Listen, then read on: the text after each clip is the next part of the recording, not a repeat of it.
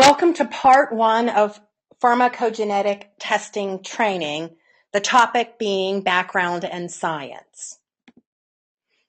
It's important when you're speaking with a prescriber to be able to confidently and competently communicate that pharmacogenetic testing may be new to them, but it is not new. So to put that in historic perspective is important because, again, doctors don't like to be the first, but they sure as heck don't like to be the last. They love operating in the middle of that bell curve, and that's where we are with pharmacogenetic testing. So again, to put this in perspective to your prescriber, you've got to be able to confidently and competently communicate that this ancillary may be new to them, but it's not new. In fact, it's as old as evidence-based medicine can be because it's based upon human DNA. Specifically, pharmacogenetic testing is a result of the Human Genome Project that was completed more than a decade ago. And it was this project, this international project, that led to the discovery of genetic variations. So what we're testing for is metabolizer status, specifically genotyping for metabolizer status. So if you're taking notes, that would certainly be one of the phrases that you would want to write down. We're genotyping for metabolizer status, and make no doubt about it, it's been around for a decade plus. So again, speaking to the prescriber, this is new to you, but it's not new. And there isn't a physician out there that won't be familiar with the CYP 450, and we'll get into that a little bit later on. Up until recently, though, pharmacogenetic testing did not have a role in a clinical setting for two very significant reasons. Simply put, took too long, cost too much, unaffordable, and poor turnaround times. So if you're waiting 3 months for a test result and it's costing hundreds of thousands of dollars, you could see how this didn't have a role in a clinical setting.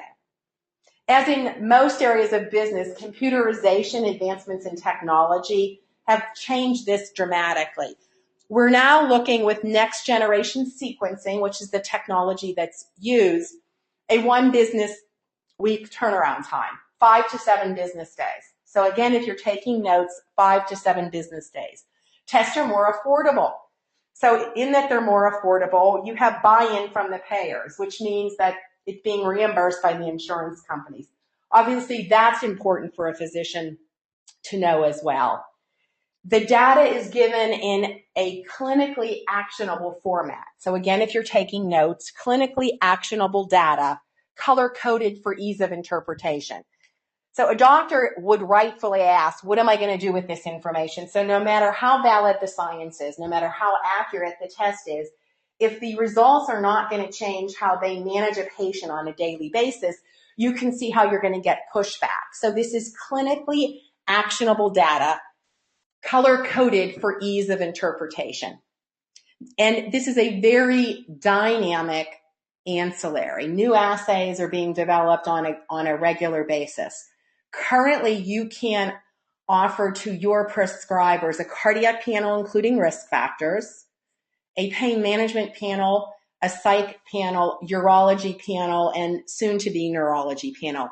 And 3 of the 4 of the existing 4 have just been introduced in the last 6 months or so. So you can see how this is a very dynamic ancillary.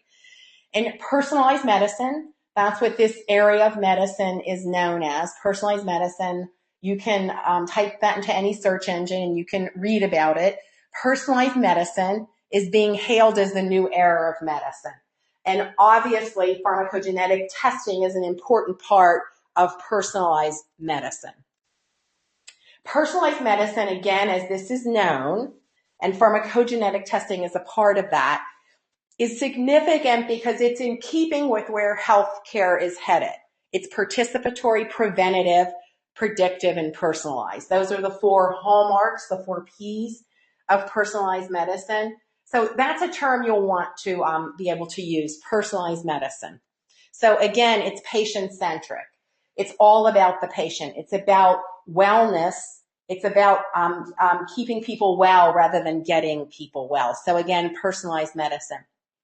Now, there is some science that you'll have to learn, but the good news is the prescribers already know this. You've just got to be able to master some of these phrases in order to have that 10-minute conversation with the prescriber. So again, you're not going to have to educate the prescriber on any of these terms. They've known this all since high school, all the way through med school. So we all know what DNA is. It's, the building blocks of the human body. The allele is what we're looking at. The allele is that small part of the gene of the DNA that we're looking at. Think of it as the zip code, and that's what we're analyzing. Now, genes are either homozygous or heterozygous, meaning they're either two copies of the same gene or two copies of different genes. And as you'll recall from high school, we get one from dad and one from mom. So if they're the same, those are homozygous, and if they're different, they're heterozygous. So again, you can see how simple this list is. There's nothing heavily scientific here. And again, what we're doing is we're testing for metabolizer status. That's the point of this test, to determine how a patient processes drugs and to know that in advance. So again, we're genotyping for metabolizer status. There's two types of drugs, prodrugs and active drugs. Prodrugs are drugs that have to be modified before they can even begin to work. Plavix is a great example of a prodrug. Think of Kool-Aid. You've got to add water or modify the Kool-Aid before it can work. Whereas a glass of water is akin to an active drug. You don't have to do anything to it to drink it. So there are two types of drugs, prodrugs and active drugs. And the reason that it's important for you to know that is because the adjustment based upon metabolizer status will be a different based upon whether it's a prodrug or an active drug. And then again, what we're doing is we're looking at a patient's genetic code, their DNA, in advance to determine metabolizer status. So why would a busy physician, and trust me, they're busy, they're happy to tell you that, want to introduce genotyping into their daily patient management?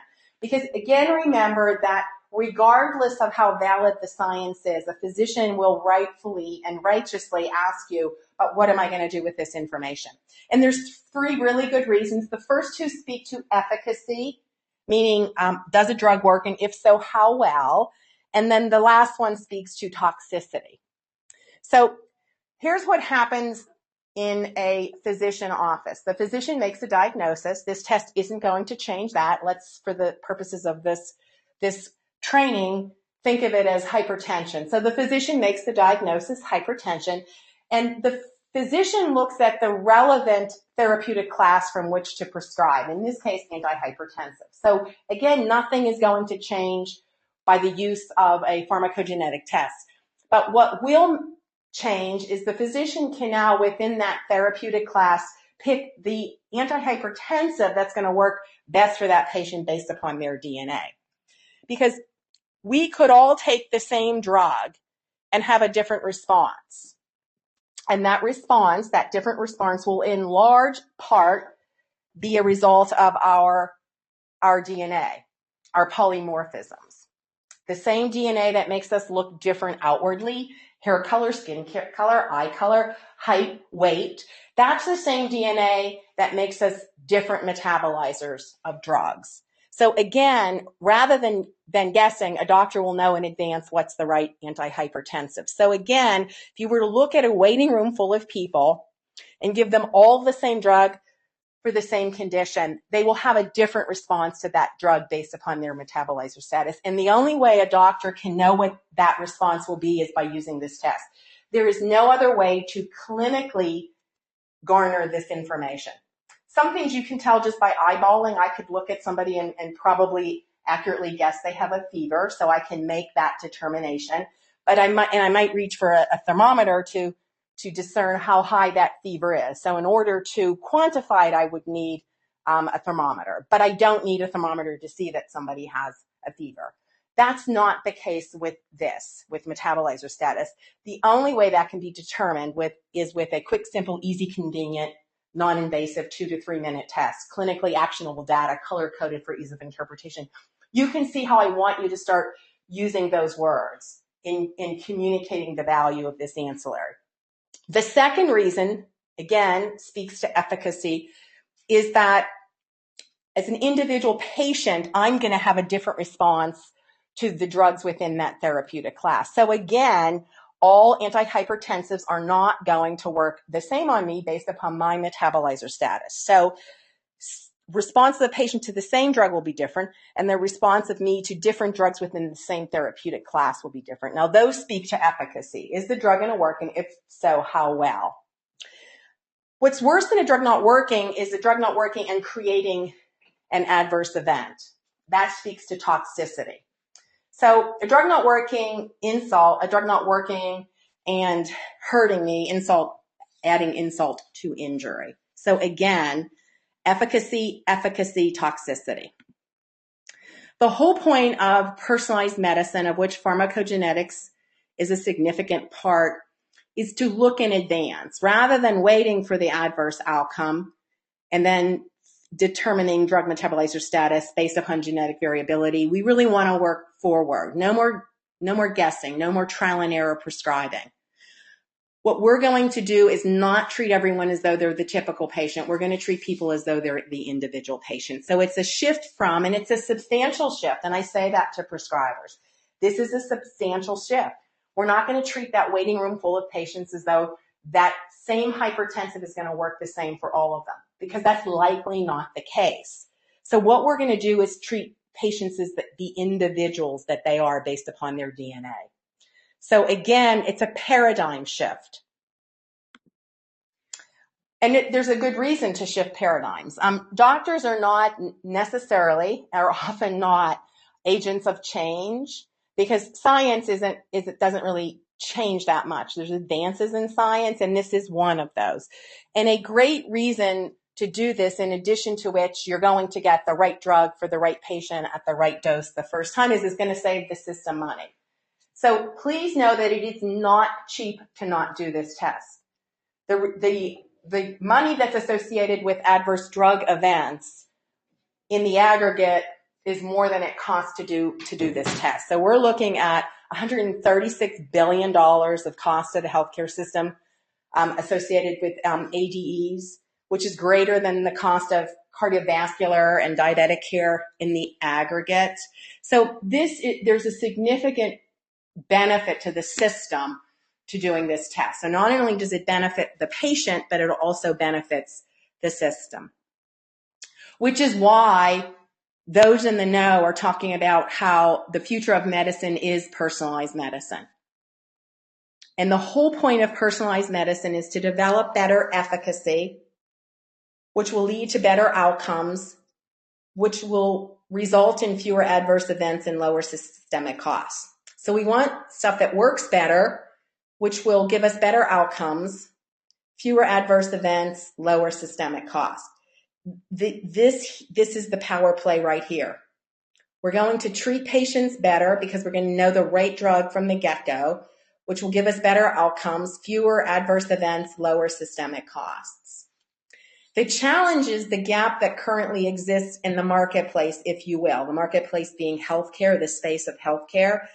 And 98% of physicians, based upon a survey by the AMA and Medco, show that physicians agree that knowing a patient's genetic profile may help them better prescribe meds. So 98% agree with that proposition. And yet only 10% believe that they have adequate training and education to use pharmacogenetic testing. You can see that this is a significant gap, and that's the gap that we aim to close, educating physicians. So again, that's a significant gap. And this better depicts that, the 98%. So again, this is physicians' view on pharmacogenetics, and you can see it's the right place at the right time. So if 57% of physicians surveyed are not ordering the test based upon lack of information, you can see how by providing that information, you can help shift the way medicine is being practiced as far as metabolizer status. Let's look a little bit about the science. What we're looking at is the CYP450 system. And again, you're not going to have to educate a prescriber on what that is. In fact, they know it. They may know it so well. They may call it the 450. They may call it the P450, but they understand what the CYP450 is. So that's what we're looking at. This is the field upon which we're going to conduct this test. The CYP450 is a superfamily of active genes, 57 in total, 17 different families within those 57. And yet there are a handful of them, and those are the pathways that we test, and some of them are listed here, that are responsible for metabolizing approximately 80% of the clinically significant drugs. So once you know metabolizer status down those significant pathways, you really are in a position, you're positioning the prescriber to know in advance how any 80% of the clinically significant drugs are going to be metabolized by their patients. The nomenclature, and again, you're not going to have to educate a physician, you're not going to test a physician's not going to test you, but obviously as a professional in this area, you want to understand the nomenclature. So again, CYP450, and this would be one of the expression for one of those super pathways. So in this case, the 2D6. So the 2 is the family. So this is the family within that superfamily. The D is the subfamily. The 6 is the isoenzyme. And then in genomic expression, anytime you see the star and a number, that's one of the alleles. And remember, we get one from mom and one from dad.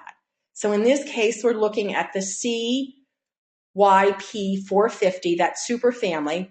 And specifically within that superfamily, we're looking at the 2D6. And here we see a star 4 allele. But an individual gets an allele from mom and from dad. So again, that's the logic behind the nomenclature that we're using. Currently, what happens right now in any given prescriber's office is patients with the same condition, and again, let's continue with our hypertension example. All of those patients with the same condition would likely, by a prescriber, be treated with the same antihypertensive. And you can ask a physician, how do you pick within a therapeutic class what drug to write? The one that works most often, the one that normally works. That's the sort of language that you'll hear. But remember, we want to move away from what normally works to what specifically works. Because again, if there's 10 patients in the waiting room, look at them. You can see outwardly that they're all individual patients. And that's what this test allows a physician to do, is to know that in advance. So rather than treating all of those patients exactly the same based upon what would typically work or what would normally work, what we're going to do is use a quick, simple, easy, convenient, non-invasive, takes 2 to 3 minutes to do. We're going to use that test to know in advance who will have the good response, who will have no response. Remember, we talked about efficacy, and who will have an adverse side effect, an adverse event. So again, why would you want to treat all of these people as though they are the same when in fact scientifically you know they're not? And again, the only way that you can know that in advance is with this test. There's no other way to garner that information. So if you're a physician looking at a new ancillary, there's a couple of fair questions to ask. How long does it take to do this test? Will it change the way I manage my patients? Is there any way I can get this information existing? And is there buy-in from the insurance companies? I think those are 4 criteria that you've got to satisfy when you're talking to a prescriber about a new ancillary. Again, is this easy to do? Is it going to change what I do? Can I get the information from any other existing test? And is there buy-in from the providers, from the insurance companies? So again, there is no other way to get this information. Yes, it's easy to do.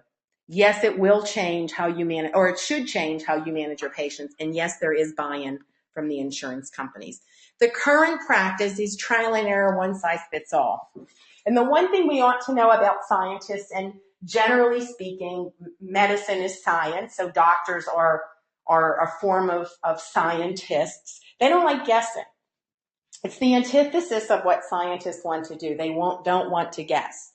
So the current practice of one size fits all, trial and error, I'm going to treat everyone that they're the same, although anecdotally, I know they're not. Doctors, prescribers, whether they're doctors or PAs, etc., they know on some level that this is real. They just haven't had the ability to put it into practice in a clinical setting. what this test, quick, simple, easy, convenient, non-invasive, 2 to 3 minutes to do, results delivered electronically to a HIPAA secure database, color-coded for ease of interpretation, clinically actionable information. You can see how you've got to master those phrases so that in that 10-minute meeting with the doctor, you can communicate using powerful, succinct phrases. We're not going to treat everyone as though they're the same because we know they're not. And now you can have that information in advance. So what this allows a prescriber to do, this being pharmacogenetic testing, is the right drug for the right patient at the right dose the first time.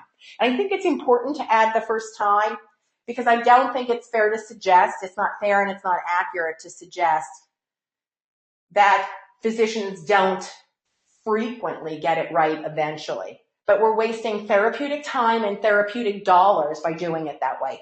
That's why I think that you can't let a physician suggest that this test costs money. Of course it costs money, but it costs money to not do this test. Somebody was paying for those drugs that didn't work. And best case scenario, they just didn't work, let alone they didn't work and they caused a side event.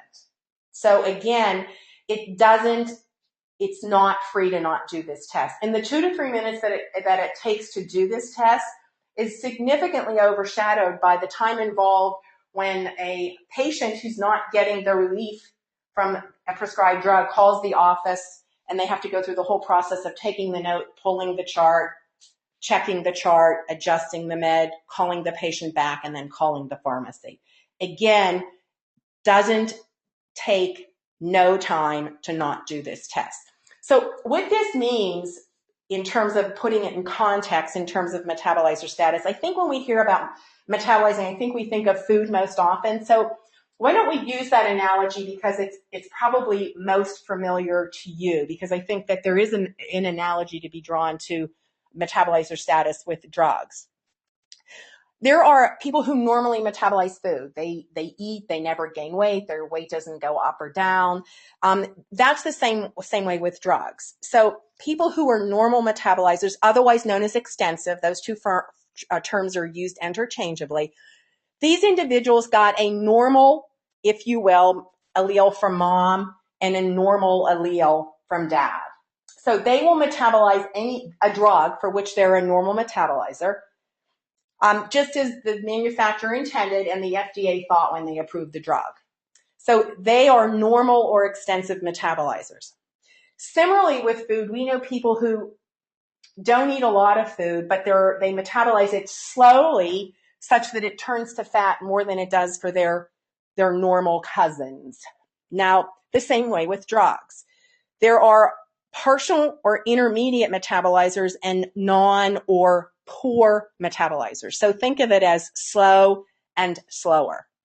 Now, the partial or intermediate metabolizers got a normal allele from one parent and a loss of function, a slower allele, a loss of function, it doesn't function, allele from the other parent. The non or poor metabolizers got a loss of function allele from mom and from dad. So slow, slower.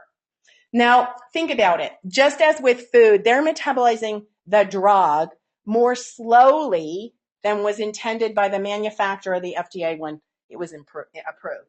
So think about it. They're building up levels of that drug that were not intended because they're not normal metabolizers. So normal, slow, slower. Now, on the flip side of the not normal coin, we have rapid and ultra rapid. Think of fast and faster. Now, the rapid metabolizers got a normal allele from one parent, and they inherited a gain of function allele from the other parent. The ultra rapid metabolizers inherited a gain of function allele from both parents. So we have normal, slow, slower, fast, faster.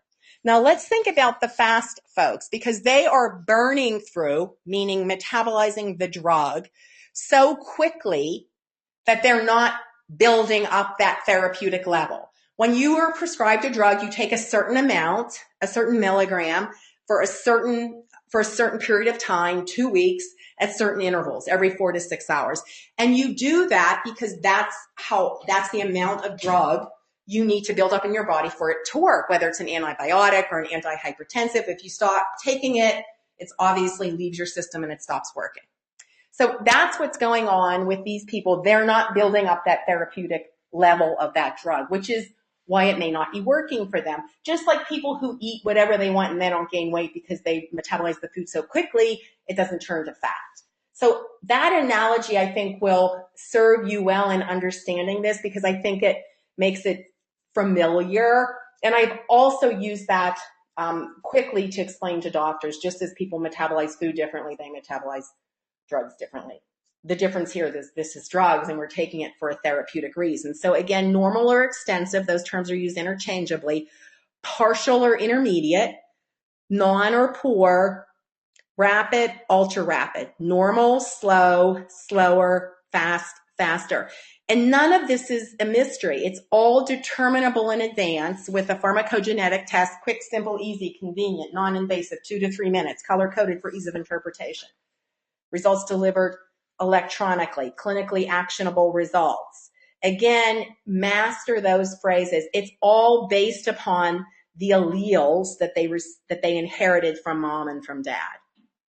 Normal, one loss of function, 2 loss of function, 1 normal, 1 gain of function, 2 gain of function. It's all based upon their DNA.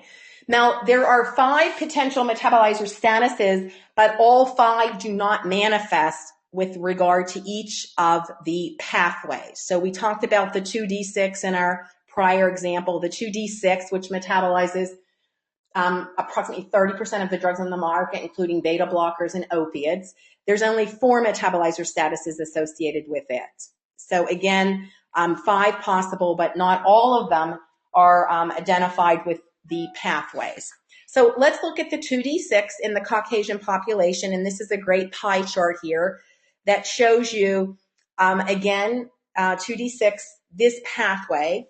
If you think of an aisle in a supermarket, or, I've even had people describe it as, the 5 fingers at the end of your hand, each of those fingers being a pathway. 30% of meds on the market, including betas and opiates, go down that pathway. 70% of the Caucasian population are normal metabolizers, which sounds like a lot unless you're in the 30% that are not normal. So again, 70% of the Caucasian population on the 2D6 pathway, think of it an aisle in a supermarket or maybe even a road, they're normal. They got the normal allele from mom and they got the normal allele from dad, which again sounds like a lot unless you're in the 30%, because the 30% are not normal. They're either slow, really slow, or fast. So think about it.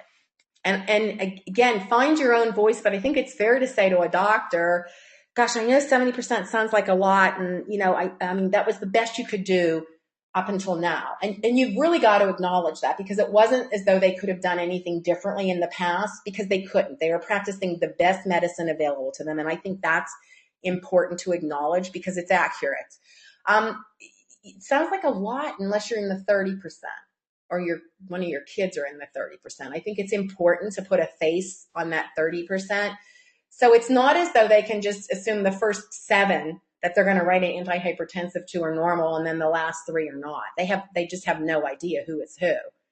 So 70% is C. That's a C. I don't care where you went to school. That's, in most instances a low C. We can practice better than low C medicine with the quick, simple, easy, convenient, non-invasive test. Takes 2 to 3 minutes to do. So, and wouldn't it be nice? Why would you want to guess? Wouldn't it be nice to know in advance who's in the 30 and who's in the 70%? And race, it shouldn't surprise you, plays a big factor in genotyping. Obviously, race is based upon your DNA, so it's going to be different in different race groups. So when we talk about the 70% being normal, 40% and 50%, now we're talking about F medicine. These are Fs. I don't care where you went to school, those are Fs. So again, why would you not want to know in advance with a quick, simple, easy, convenient, non-invasive test, which antihypertensive, which antibiotic, which pain med, et cetera, is going to work the best for your patient. And that's what this test allows physicians to do, prescribers to do. So right here, right now, you're walking into a physician's office with technology that's here now. Insurance companies are reimbursing it to effectively decrease healthcare expenditures. There's a big payoff to the system here because we're going to reduce the therapeutic dollars associated with adverse events. When, again, somebody pays for those meds that don't work, that's a burden on the healthcare system. We're going to increase positive outcomes and we're going to decrease adverse events. Win, win, win. That's the science that you're bringing across the physician's threshold. Now, I think of this as the GPS because what this allows you to show a physician is that once you know metabolizer status, and again, we see ultra rapid, meaning fast, extensive, normal, intermediate, and poor, slow, and then slower, and again, color coded for ease of interpretation. And I have fun with it. I say, and we all learned what those colors meant in kindergarten. These aren't esoteric colors. It's red, yellow, and green. What this allows a physician to do is once they know metabolizer status of a pathway, and again, the only way that information can be garnered is with this test, with a pharmacogenetic test. This shows the therapeutic adjustment the physician makes. And again, here you see a reference to prodrug and non-prodrug or active drugs. So again, this is the GPS. Once I know metabolizer status, I can look at this GPS to make either a different therapeutic decision. I'm not going to write that statin. I'll write another statin. Or if I have to write that statin because that's what's on formulary, I'll know how to adjust it. And again, prodrug versus active drug. The reason it's different is because the Kool-Aid is the prodrug. Something's got to happen to it before it can be metabolized. So that's why you're going to make a different adjustment versus an active drug, which is ready from the get-go. So there's a scientific reason for the difference here. And you know metabolizer status and you know what pathway the drugs go down. You now can talk to physicians about, again, approximately 80% of the drugs that they're writing. Because if you know metabolizer status on a pathway and you know what drugs go down what pathways, you can make prescribing decisions that are genome informed. Now, this is an actual summary page from AO Biotech's cardiac panel. Again, you can see color-coded for ease of interpretation. What I've done here is separate the risk factors just for ease of viewing, but the risk factors and the pharmacogenetic markers would appear on the same summary page. Now, the summary page is substantiated by pages and pages and pages of reference detail. But again, this would be what the physician would be looking at least initially. So color-coded for ease of interpretation, green, yellow, and there could also be red. We know what those colors mean. And all of the summary pages are set up the same way with AI Biotech. So we have the drug listed that is being specifically addressed. So Plavix, Coumadin, beta blockers, and one of the alternative drugs to Plavix. We have the gene that's metabolizing the drug to the left. So we know that 2D6 metabolizes beta blockers, but understand it also metabolizes other drugs. The lab has just spoken specifically to the drug on the far left-hand column. So drug, gene, and this is the result. This is the money shot. This is why we do this test. This is immutable. This is a one and done test. It's sort of like a blood type. It's not an eye exam. It's a blood type. Your eyes can change. Your blood will not. Your DNA does not change. So this is a one and done test. We know that when we see a star followed by a number, those are the alleles. So in this case, this individual got this allele from mom and this allele from dad, or vice versa. It doesn't, I'm just using that by way of example. So anybody that has a star one allele on the 2C9, they are forever a normal metabolizer of every drug that goes down the 2C19, not just Plavix. but it is Plavix that is specifically spoken to in the far right-hand column in terms of the therapeutic recommendation. So these are the test results, if you will. Green means normal. Yellow means we're going to slow down. We've got to consider. There's something about this that we've got to consider. And again, these are the alleles. Star one is an allele. So drug, gene, the result, the implication, and then the therapeutic recommendation.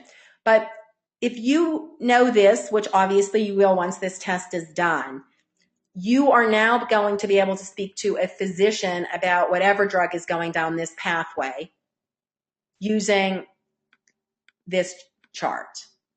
That's the power of knowing that this really is a metabolizer status test. It's not per se a Plavix test, although this does tell you the metabolizer status on the gene that metabolizes Plavix and what therapeutic recommendations the lab is giving you, but it's broader than that. So drug, gene, result, color-coded for ease of interpretation, implication, and then the therapeutic recommendation with regard to the drug on the far left-hand column.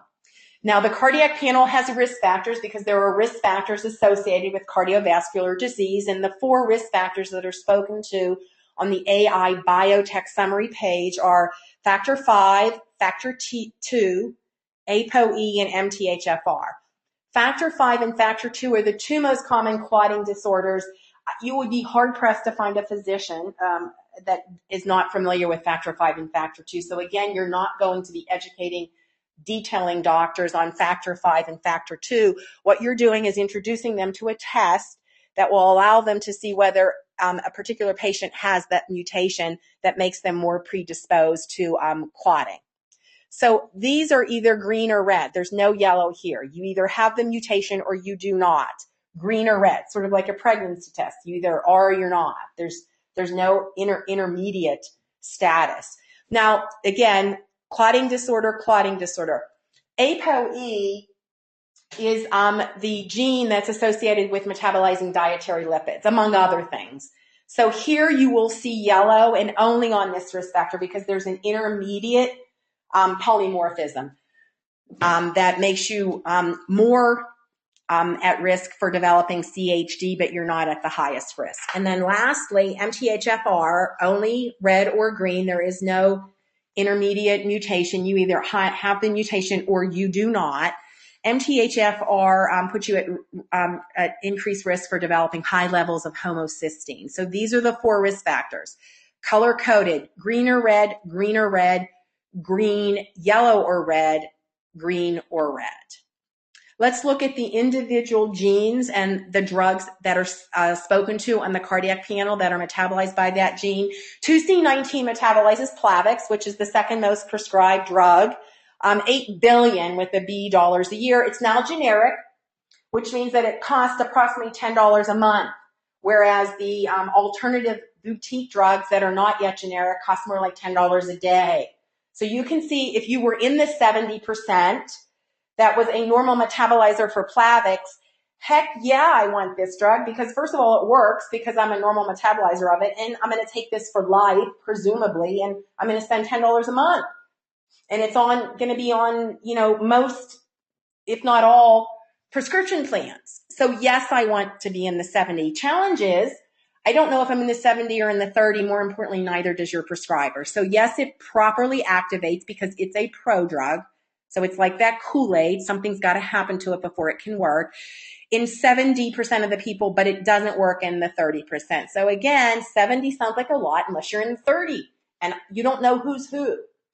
So what a lot of cardiologists did when Plavix got black boxed, and remember you're taking Plavix for big reasons. And if it doesn't work, it's not like you're just going to develop a rash or, break out in hives. I mean, there's a big downside. You're taking Plavix to avoid a second MI and all of the events that are associated with the second MI. So Plavix was given to individuals, but it turned out it only worked. So the results were showing for 70 to 75% of the people, which means it didn't work for 25 to 30%. Challenge is doctors didn't know who was who. So The FDA black box Plavix in 2010, almost 4 years ago. And for those of you who don't know, black box warning is, one step short of a drug being yanked from the market, and literally a black box, a black outline is around the warning to make it prominent, hence black box warning. So what a lot of physicians did, cardiologists, was they took everybody off Plavix because they weren't sure who it would work for, and they put patients on alternative drugs. Couple challenges with that approach. Again, those drugs would work for some and not others, and you still didn't know who was who. You just sort of are now sitting on a different chair on the Titanic because you don't know who's a normal metabolizer of the alternative drugs. And remember, those drugs cost lots more, approximately $10 a day versus $10 a month. So I would potentially be taken from a drug that worked for me and would cost $10 a month and put on a drug that may or may not work for me and would cost much, much, much more than that. And it's a drug I'm taking for life. So you could see that wasn't necessarily the best scientific result, but physicians did that because they didn't know who was the 70 and who was the 30. And that was part of the challenge. So the Plavix product insert, the PI, really brought awareness to this whole situation and talked percentages. They actually talked about, the 70-ish versus the 30-ish percent. So again, the logical, scientific, commonsensical approach to the Plavix challenge is not a more expensive drug that may or may not work. It's to do a one and done test to determine metabolizer status. And either I'm going to keep you on the Plavix because it's going to work for you based upon your DNA.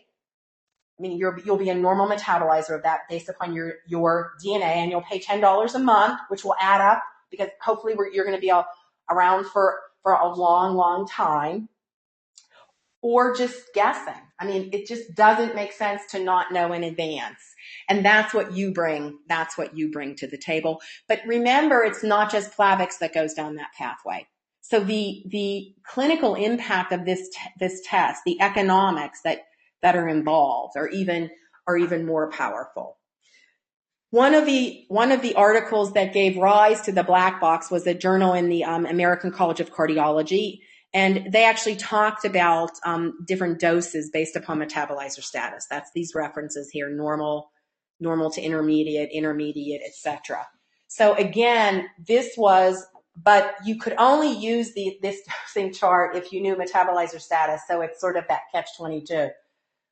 Great, I'll adjust the dose, but I don't know what metabolizer status you are unless you do this test. So again, significantly, this all substantiates the clinical significance of doing this test. So in summary, Plavix is a prodrug. Its PI raises awareness for genotyping because we're not all normal metabolizers, and if you're not normal, there are different associated risks. And genotyping is a cost-effective way to produce better outcomes. Let's now look at the 2C9 along with the VCORC C1, and that's the metabolizer profile for Coumadin. Coumadin, again, it is the drug with one of the narrowest of therapeutic windows, which is why if you're on Coumadin, you have to be tested periodically to make sure that you're in a normal range. If you've ever seen anybody who has horrible bruises on their arms, that's somebody who could very well not be on the right dose because they're bruising subcutaneously. So of all of the adverse drug events out there, 15% of them are associated with warfarin. So you can see how there's a lot of costs, healthcare costs associated with this particular drug, given its very narrow therapeutic window. And yet metabolizer insensitivity, when we're talking about Coumadin, there's not just a metabolizer status associated with the dose, but there's also a vitamin K sensitivity. So what this test allows is for a prescriber in advance to now predict clot and bleed risks, which leads to genotype-guided warfarin therapy. And there's lots of studies out there that it's actually quicker, it's more effective and more efficient is the best way to put it, to use genotyping warfarin dosing.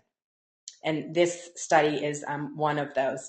What's interesting is in the actual PI for Coumadin, there is, it's in section 2.3. There's actually a chart, a dosing chart based upon metabolizer status. There's our old friends, the alleles going across the top from left to right, and then vitamin K sensitivity going from top to bottom.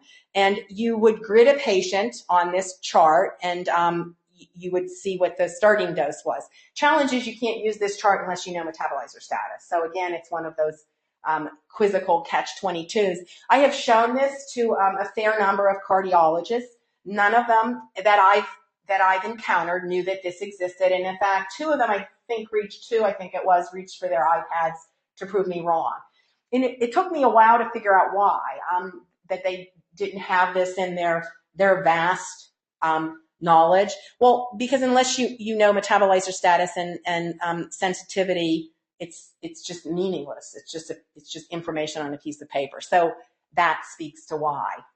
But this, I think, again, substantiates the significance of doing the pharmacogenetic test, because I think it's fair to suggest that if you're not dosing according to the instructions of the drug manufacturer, that's not necessarily dosing correctly. Let's look at 2D6, again, beta blockers. 2D6 is one of the most active, if you will, pathways. Somewhere between 25 and 30% of the drugs on the market are metabolized down this pathway. And if you are not a normal metabolizer of beta blockers, and again, that's the specific drug therapeutic class spoken to on the cardiac panel, you need a non-conventional dose. And you'll hearken back at this point to that GPS that we talked about. So again, but you can't determine what the correct dose is unless you know metabolizer status. 3A4 and 3A5, those are two separate. The 3A is a subfamily within that superfamily. They're getting a lot of interest. The data points are now coming online. They weren't as researched as some of the other genes, possibly due to the fact that some of the newer cardiac agents and pain meds go down these pathways. The big buzz here is knowing inducers and inhibitors. And those are scientific terms, but they sound like what they are. If a drug is metabolized by a certain gene, it is a substrate of that gene. You may remember this from high school chemistry. So, for instance, beta blockers and opiates are substrates of 2D6. But in addition to having substrates, there's also inducers and inhibitors. Inducers are something that make it work faster, and inhibitors make it work more slowly. So I think a really good example is that antibiotic. I think it's tetracycline that we either took as kids or maybe even gave to our kids, where it warned not to take with grapefruit juice. It wasn't because the pharmacist had anything against grapefruit juice per se. It's that grapefruit juice is an inhibitor of that particular substrate, that particular drug, and therefore it would inhibit its working. So these are particularly sensitive to inducers and inhibitors. They help metabolize 50% of the meds on the market, and on the cardiac focus, statins. Some of the statins go down these pathways and some go down another pathway. So as Vanderbilt has said on the national commercials and the national radio commercials, it's been running for, the past year or so. Wouldn't you like to pick your statin based upon your patient's genes? That's not verbatim, but it certainly is pretty close. Effient versus Plavix. Plavix does not go down these pathways. We know that. It goes down the 2C19. Effient does. Brilinta does. Plavix does not. The Brilinta and Effient reps did a brilliant job with cardiologists, because what they told cardiologists is that these drugs are metabolized differently than Plavix. Well, yeah, they're metabolized differently. That one goes down this pathway and the other goes down that pathway. But remember, there's a metabolizer status for these pathways. So why would you want to take a patient off Plavix when they may be normal on the 2C19? It's cheaper, and put them on a more expensive drug that they may not be normal for. Heck, and even if they're normal on both of them, give them the drug that's more cost effective. And then again, Coumadin versus the alternative drug. There's been lots of commercials I've seen recently for Xarelto. And again, if Xarelto is metabolized down a pathway that you're not normal for, maybe you really ought to, not put the patient on that drug. So it's not as simple as switching from drug to drug. What really is the scientific way to do this is to know the metabolizer status on the pathways, look to a therapeutic class, and make a genome-informed decision. And again, we're looking at inducers and inhibitors. Let's look quickly at the risk factors. We've talked about factor 2, factor 5, the two most common clotting disorders. You either have the mutation, the polymorphism, or you do not. So these are going to be red or green. ApoE, red, yellow, or green because there's an intermediate mutation. If you have the mutation, these folks have a hard time metabolizing dietary lipids, which again, if that's the case, you will in all likelihood eventually manifest the results of that in the form of high cholesterol, in the form of loss of endothelial function, in the form of, again, that pathogenesis of cardiovascular disease. The loss of endothelium function leads to plaque buildup, leads to that cascading series of events that none of us want to have if we can avoid it. But again, it starts here if you have the mutation with the inability to metabolize dietary lipids. MTHFR, if you have this mutation, again, only red or green, you are not going to normally be able to metabolize folate, and you will eventually develop high levels of homocysteine. Homocysteine, the theory in cardiovascular disease is that it begins to irritate the endothelium. It all starts with inflammation. When it's inflamed, it's not working. It's not as flexible, the endothelium. Your arteries aren't as flexible. And when they're not flexible, they sort of become like Velcro. Stuff starts sticking to them, that stuff being plaque. So that's how this starts. Now, I am told that there is a very prominent psychiatrist at Mass General that will be publishing a paper, I should say, in the New England Journal of Medicine, related to the association between MTHFR and certain psychiatric conditions, which is why on the psychiatric panel of one of the labs that we represent, MTHFR has been added as of last month. The risk associated with MTHFR, again, high homocysteine, which is related to cardiovascular disease.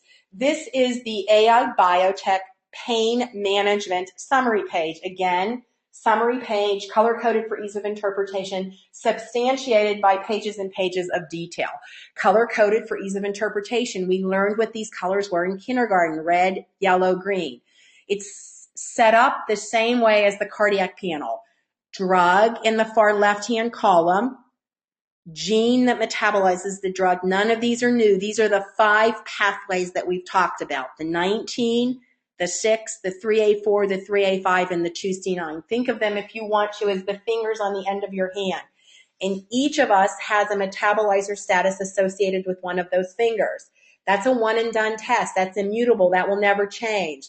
So once a prescriber knows that, and they know what drugs go down that pathway, they can make genome-informed decisions. So methadone is the drug that's metabolized by the 2C19, and remember, Plavix is as well.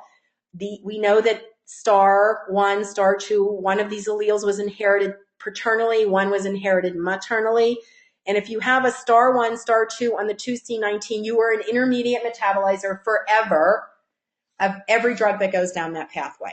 This is the implication, and this is the therapeutic recommendation specific to that drug. If you are a pain management doctor, one of the first questions they may have is, wait, I write Kaiser and oxycodone more often than not. Where are they? They're metabolized as opiates. They go down the 2D6. So you very well may, if you are a pain management doctor, your eyes may go here first, because that's what you're typically going to write. So this will tell you whether that's what the metabolizer status is on the pathway that metabolizes the drug that you're going to write. So again, opiates are a substrate of 2D6. So you can see you don't have to memorize this. You're not committing this to memory.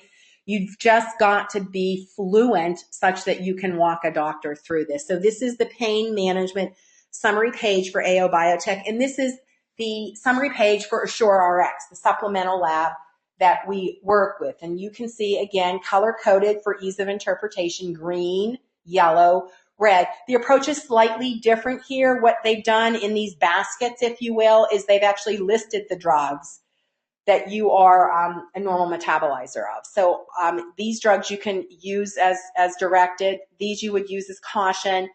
These you would increase caution and with more frequent monitoring. And that's all based upon metabolizer status. So we are the United States of pain. 50% of all outpatient visits are associated in some way with a pain issue, whether it's acute or chronic. We have it. Drugs are obviously the first line of treatment for most forms of pain management. You would be non-invasive before you would be invasive for a treatment. That makes sense. And obviously the goal is to successfully manage the pain without causing side effects. I mean, that's sort of commonsensical. We want to get you out of pain without causing excessive side effects. The challenge is, and you can certainly ask a pain management doctor for their take, but they know firsthand that the drugs they're writing don't work for all the patients. The only question is, what percentage do they not work for? And I don't think you're going to get anyone to argue that it's more than 50%. So again, they live this on a daily basis. The dangers here of inappropriate management, because I think of pain patients as more and more and more, whereas like patients are better. And I say more because they're in pain.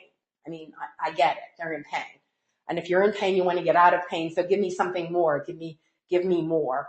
And the challenge with that is the incidence of unintentional and arguably preventable overdoses is growing exponentially. And you can see that's quite a growth curve we have going there. And of all drug-related deaths in the U.S., 43% are due to pain meds. Again, that shouldn't surprise us. And the driver of that statistic are the opiate pain relievers. And if you look at this chart, you can see that the number of unintentional drug overdose deaths from opiate analgesics has surpassed in the aggregate cocaine and heroin, which is, a very telling statistic. And opiates, again, it's the narcotic analgesic that's used to control pain sensations. It's the most frequently written pain management drug. In fact, hydrocodone was the most frequently prescribed drug in the U.S. in 2010. I don't think that that's changed. And you can see it's big business. Almost 132 million scripts were written. And this class of opiates includes the common hydrocodone and oxycodone. So again, that's what we're looking at that go down that 2D6. Common adverse drug events, they're listed there. And that's the reality. I mean, you're in pain. The instructions say take one every 4 to 6 hours. I'm speaking here hypothetically, and you're still in pain, and it's almost been 4 hours. It's been 3.5 hours, and I'm still in pain. And, like most Americans, if more is good, if some is good, more is better. So if I could take it in 4 hours, would it really matter if I took it in 3.5? So you take it in 3.5 and you're still in pain. So it didn't work in 3.5, so maybe I'll take it in 3 hours and 15 minutes. So what happens is you've taken three of the pills in 6 hours and 15 minutes rather than taking 3 in what would have been somewhere between 12 and 18 hours. That's what happens. And then at some point, you're so out of it, you're so dizzy, or you're not thinking clearly, you really don't remember when the last time you took it is. And that's, again, why we talk about avoidable and accidental overdoses. It's not that people start out doing that. It just sort of happens when you're in pain. So what happens is Mrs. Smith calls Dr. Jones and says, I'm still in pain. Can I get something different? So again, Sally's got to pull the chart, take the note, give it to someone to look at. They've got to review the chart, write a note, pass it down. Then we've got to call back the patients, ask what the pharmacy is, and call the pharmacy. Now, again, to me, that sounds like more like 10 minutes, maybe even longer, than this 2 to 3 minute, simple, quick, easy, convenient, non-invasive test. So again, it doesn't save time to not do this test. And we know that the patient's not going to throw that med away because it might work in 3 months for that root canal she's probably going to have. So it sits in her medicine chest, and that's how we get opiate diversion.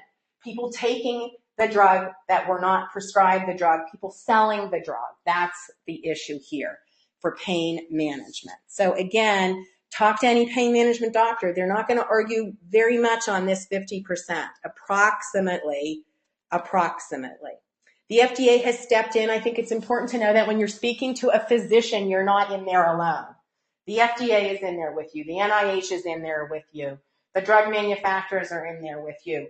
All of the major teaching hospitals are in there with you. All of the finest medical schools in the country are in there with you, because they all, in some form or fashion, either teach pharmacogenetic testing, metabolizer status is probably the better way to say that, or they actually use it. So you are not in there alone. The FDA issued safety bulletins because there were unfortunate issues with regard to nursing moms and the difference in the metabolizer status between the mom and the infant. There's also been some very unfortunate reactions with what would normally be a routine tonsillectomy with kids. And again, the FDA has relabeled several prominent opiates to include pertinent pharmacogenetic information. This is the psychiatric panel for AI Biotech, and the difference here is that the drug is not listed on the summary page, it's listed in the detail pages. So again, the gene, none of this is new, the 2D6, the 9, the 19, the 3A4, the results color-coded for ease of interpretation. We all learned what those colors meant in kindergarten, and we know that the star 4, those are each of the alleles. Those are the alleles that we got from mom and dad. The implication, the therapeutic recommendation. Again, this is not new. If you are conversant, educated, informed on one of the summary pages, you will be able to handle the other summary pages. This is the summary page for AssureRx. It's branded as GeneSight, again, color-coded for ease of interpretation, green, yellow, red, antidepressants, antipsychotics. The difference here is that rather than focusing on metabolizer status, they're putting the drugs in these color-coded baskets, if you will. So those are the two summary pages. We'll talk in part 2 about sort of the workflow to the two labs. In terms of psychological disorders, and I think of psych patients as better.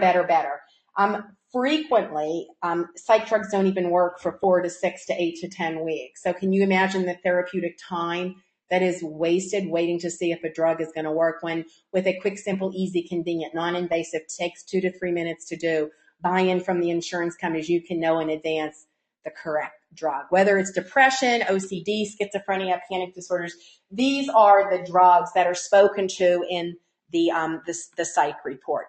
This is the urology summary page for AO Biotech, and recall that AO Biotech has the cardiac, the pain management, the psych, the urology, soon to be the neurology, whereas the supplemental lab, AssureRx, has pain and psych. That's their mission. I think it's fair to say that that's what they have. That's probably all they'll ever have. That's their mission.